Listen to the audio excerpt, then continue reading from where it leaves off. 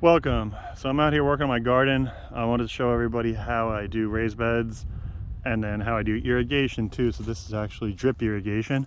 I'm using 1/4-inch drip lines, and these are like rigid. Some people use like the drip tape, but it only lasts a season, maybe two. This is on like its 5th season, so it's a lot more reusable. And there's an emitter every foot on these ones. You can see there's like a little spot with a hole right there, and then you have to have your header. So these are 1/4 inchers. They're only good for maybe, I think it's like 25 or 30 foot runs. Any more than that and down at the end of the run, you're going to lose pressure and you're not going to get good watering, even watering. So most of my beds are 20 foot anyways, so that works out well. And I'm going to have a 1/2 inch supply line running down here, and there's going to be barbs feeding into it, and you just use there's a little puncture tool that you use to puncture into it.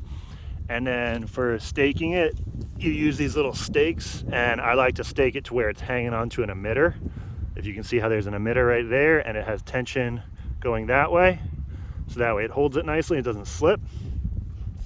Another thing on the end, you got caps, but when you first install the system, you want to remove those caps, blow it out, get any of that sediment that you have in the system, and then cap it off. Also, if you plan on doing any fertilizer, you might not want to do caps. You might want to either do another header over there with a valve to drain, or individual valves. It would be easier to do it with a big header, another header over there, and then like a 1/2 inch drain valve.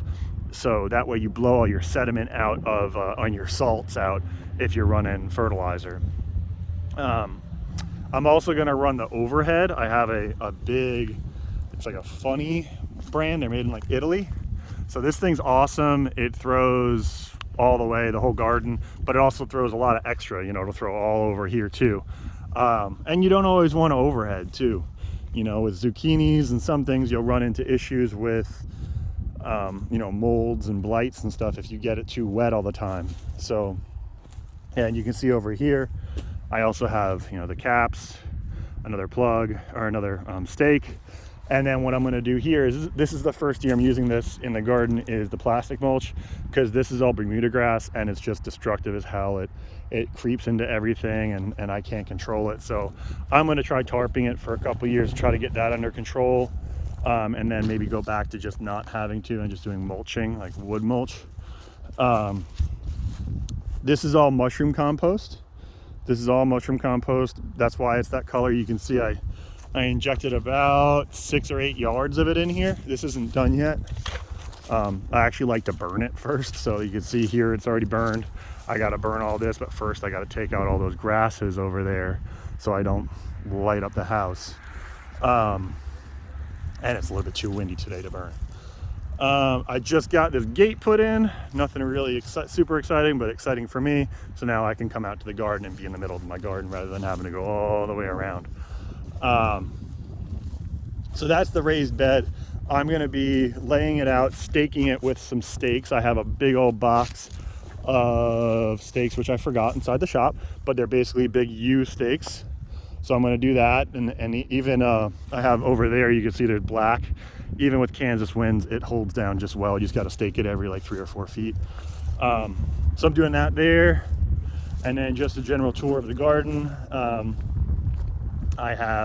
There's a fast growing willow. It's about 3 years old. Blackberries, I just amended that with more compost. You can see there is a currant bush back there, but I probably need to clear out some of this because it's really shaded, but that's what that cage is back there. So you can see that brown colored twigs. It's about 4 feet tall. It's 3 years old, but not doing so hot.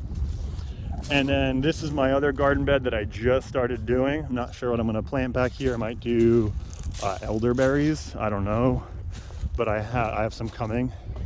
And then these are all blackberries. This is like 4th year blackberries, so I should get a good amount of fruits off of this year. And you can see I amended the soil a lot, and I'm starting to train them to grow and sprawl out. So you take it, you bend it over, and then it'll grow roots there, and it'll be a whole new plant there. So I'm going to keep doing that to try to spread it up in here more, rather than having to you know, split it or clone it or whatever. It essentially is like air cloning, but ground cloning. I don't know what the term for that is, but yeah. So yeah, that's the garden this year. That's the spring. You know, this is what is it, February? So doing a little prep work, getting it all. I fertilized it too, and then I'm gonna wet it in to kind of let it break down a little bit before I plant anything. But I'm gonna be burning holes and probably doing cactus in here. So I have some last year that are about 18 inches that I'll be planting, and then I'll be planting a lot of seedlings that are like yearlings that are yay big, you know, 4 to 6 inches. And they should all be like 2 feet by the end of the season. So I did it last year in just this little spot here, worked really well. So now I'm expanding the concept. And then over there, I'll do all vegetables and fruits and, well, vegetables, not fruits, but yeah. So, well, hope you like that. Hope you like this video.